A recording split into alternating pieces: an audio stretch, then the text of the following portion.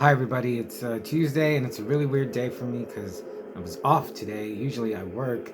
This guy wanted to switch and wants me to work from Saturday, which actually I'm not really that bummed. I'm not bummed about it at all. I don't mind working whenever it'll change things up. So today, I got up and I was like, well, let me go for a walk. I went for a walk and then I was like, well, let me go see a movie. I'll go see that Drive Away Dolls. And then I looked at the runtime. It's only 84 minutes. I was like, hell yeah, I'm gonna go see it. So I went to see it, and well, what do you want me to say about it? First off, it's an Ethan Cohen film. Oof, I had the burp. I thought I had the burp. And it's the first film he's made without his brother Joel. I hope they didn't get into a fight. And it's a road movie. It's a lesbian comedy, and it's pretty. It's kind of dirty.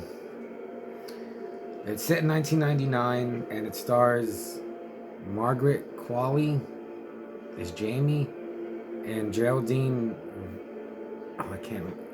This Wanathan as Marion, and then it's got Beanie Feldstein from, who I know from What We Do in the Shadows.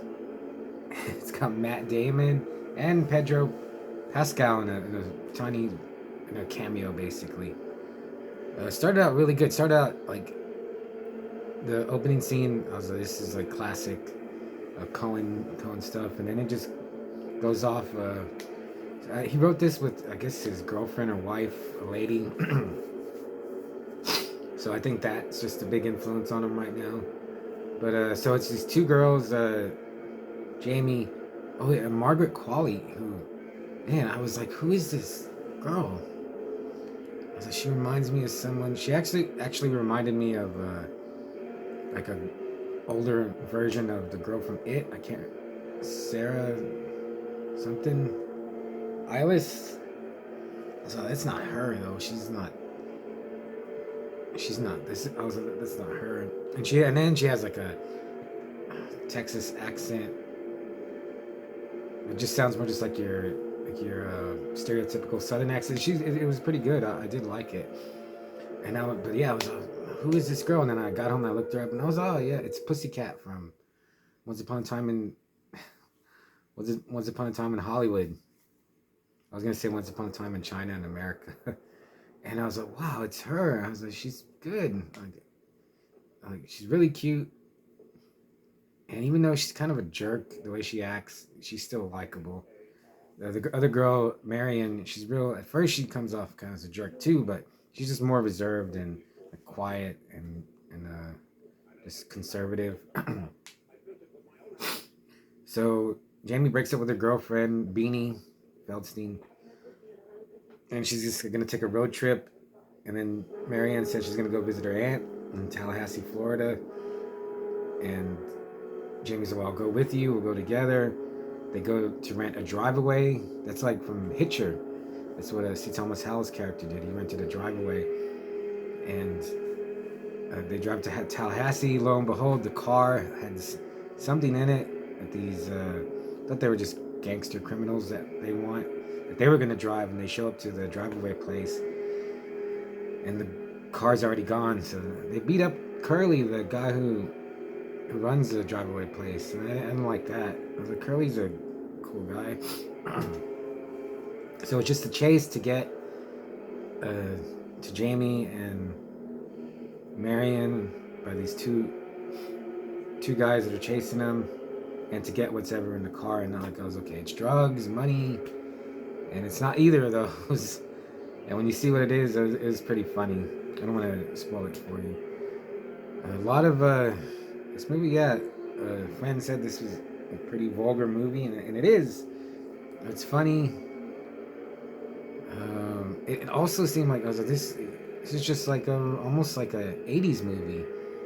Like after a while, I was like, they should have said it in the '80s, but like, I guess the lesbian culture wasn't as open then. Even in '99, they make it. I I don't know. In '99, it just seemed like lesbianism was normal. I never really thought about it or thought anything about it.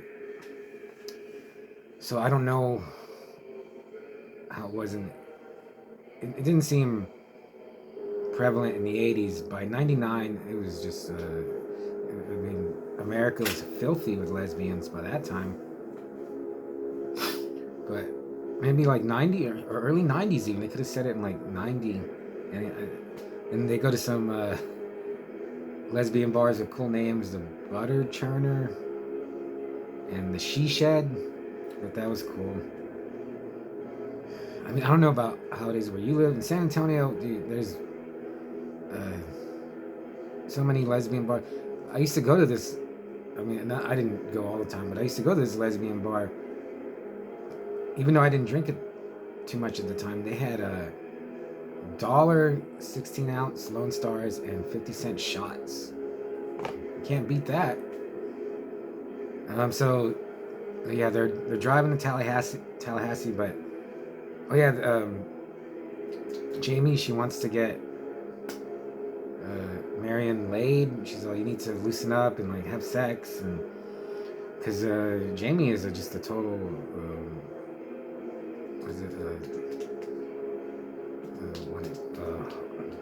poon hound. Like she's just always after sex, and it just seems to be like her identifying quality about her. And she wants to bring Marion into that, who's not into that. So there's that, and then there's the guys chasing him. And overall, it was pretty funny. There's some cool, like, psychedelic parts. And then Miley Cyrus is in here, too. And when I saw her, I was like, is that Miley Cyrus? And it was. So let's see what else can. I don't have my glasses.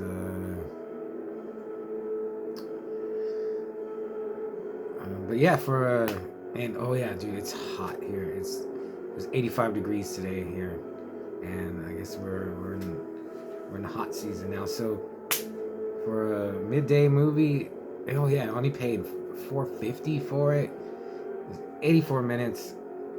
I got home before schools let out because there's schools all around. Traffic is terrible. I went to the library. I got the Taking a Pelham 1, 2, 3, the remake. If I have any complaints about Drive Away Dolls, it was that they tease nudity. Like the girl, Jamie, she's a big horn dog, and she's always like teasing it. And I was like, I mean, you see her masturbating, and I was like, if you're gonna tease it that much, just show it. I don't, I guess people do. I don't know.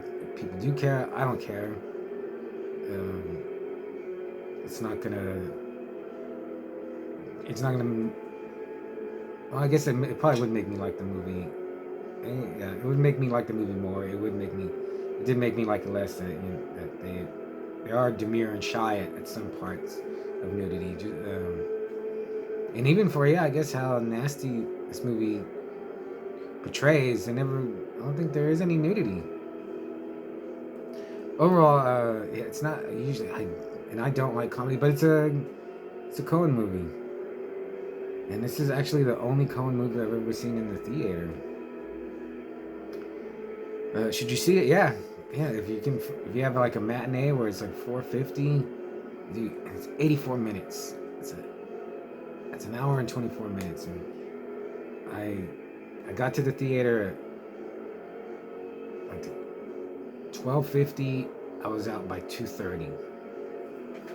Back home, safe and sound. Gonna have a couple of shots.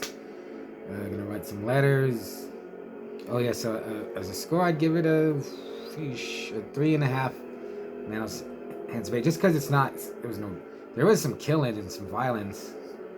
Like it's a given in a Coen movie, but it wasn't too bad. And I actually thought this isn't a spoiler.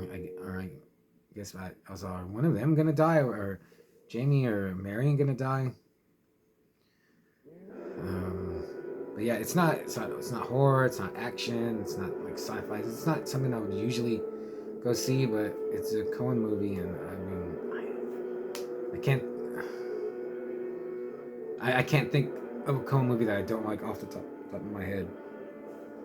I've never seen the Hudsucker Proxy, but I just a couple of months ago I scored Miller's Crossing on DVD, and I watched Fargo like last year, and I was like, dude, this movie's so good. So yeah, and I wonder if Ethan is more like his writing is more like, because Fargo is like a road movie, and has like the quirkiness of The Big Lebowski. So I wonder if that was like those were his like, kind of his movies more.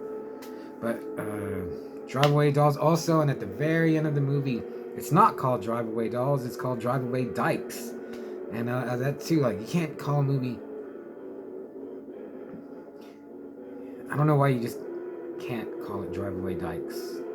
I know there's a line where you can't cross. I don't think that's over the line. So, yeah, check it out.